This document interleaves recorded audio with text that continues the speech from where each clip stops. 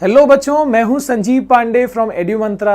आज जो है हम बात करने वाले हैं 9th का जो पहला चैप्टर है फिजिक्स का। ठीक है, अब ये कह सकते हो कि आपकी ऑफिशियली फिजिक्स की शुरुआत हो चुकी है, फिजिक्स की पढ़ाई की।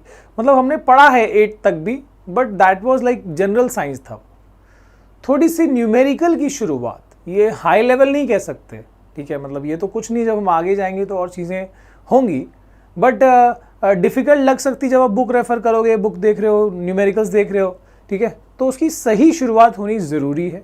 ओके, इसलिए ये वीडियो को लाया हूँ। मैं चाहता था कि इस वीडियो को मैं लाइव ले आऊँ, बट दिक्कत ये है कि because of this lockdown internet की दोनों तरफ में इश्यूज़ होंगी, जिसकी वजह से मतलब हो भी रही है, जिस वजह से मैं ये रिकॉर्डेड में आपको दे रहा हूँ। ठीक है, तो गाइज हम शुरू करते हैं यहाँ पर। और ये सबसे पहले तो भाई मोशन है क्या चीज़। ठीक है, मैं आता हूँ फिजिक्स के ऊपर। इस वर्ड को पहले हम देख लेते हैं। मोशन का मतलब है, अब टेक्निकली चीज़ें हमको बतानी है, the phenomena of change of position of object with respect to time. Simple बात है यार, है ना। जैसे कि अब सपोज एक ऑब्जेक्ट है यहां पर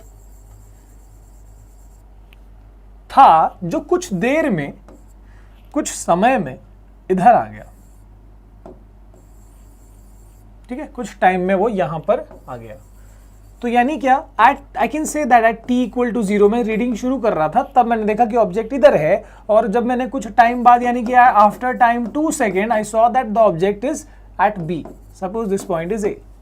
तो क्या है, यानी कि टाइम के रिस्पेक्ट में, जैसे जैसे टाइम तो आगे बढ़ता ही है, ऑब्वियस सी बात है, टाइम तो रुकेगा नहीं, उसकी रिस्पेक्ट में ऑब्जेक्ट की पोजीशन जो है वो चेंज होती जा रही है। इसी को हम क्या बोलते हैं, मोशन, है ना।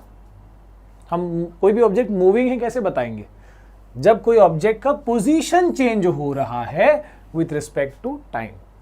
एक और बहुत अहम बात जो मैं यहां मिस कर रहा हूं, कि सिर्फ जो मोशन है वो टाइम से रिलेटिव नहीं है, it is also related to observer. Motion is relative with respect to observer. कैसे देखो, विथ रिस्पेक्ट टू ऑब्जर्वर देखो, जैसे कि यहां पर ये एक ऑब्जर्वर है, ये एक बंदा है, मान लो तुम हो यहां पर खड़े और दो गाड़ियों को चलते हुए देख रहे हो। अब इसकी जो स्पीड है वो है 110 किलोमीटर पर आवर, इसकी स्पीड है 80 किलोमीटर पर आवर। तो वो उसकी स्पीड हमको दिखाई पड़ रही है, हम जब देख रहे हैं एज ए ऑब्जर्वर तो हमको लग रहा है कि भाई ये स्पीड है।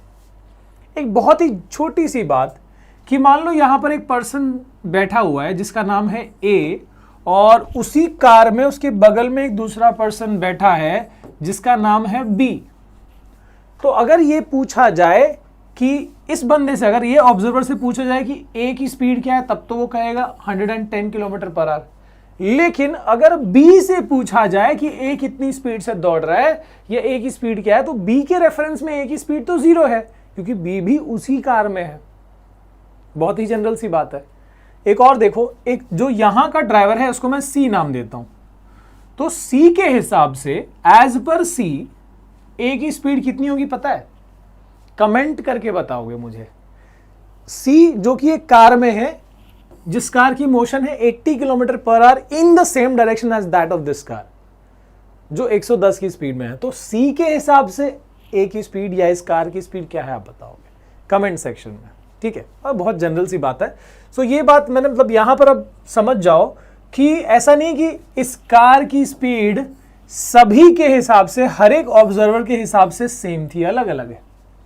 यानी ऑब्जर्वर टू ऑब्जर्वर भी डिपेंड कर रही है। एक चीज जो मोशन में है पर फिर भी नहीं लग रही, जैसे कि ए जो है वो हमको दिख रहा है कि 110 की स्पीड से है, पर बी के लिए तो रेस्ट में है।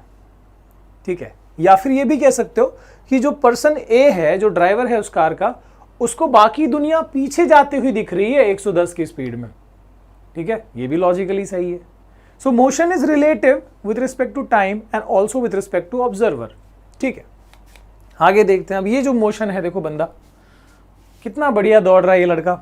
ठीक है, आप ही का कोई दोस्त हो सकता है, किसी दोस्त से शक्ल मैच कर सकती है।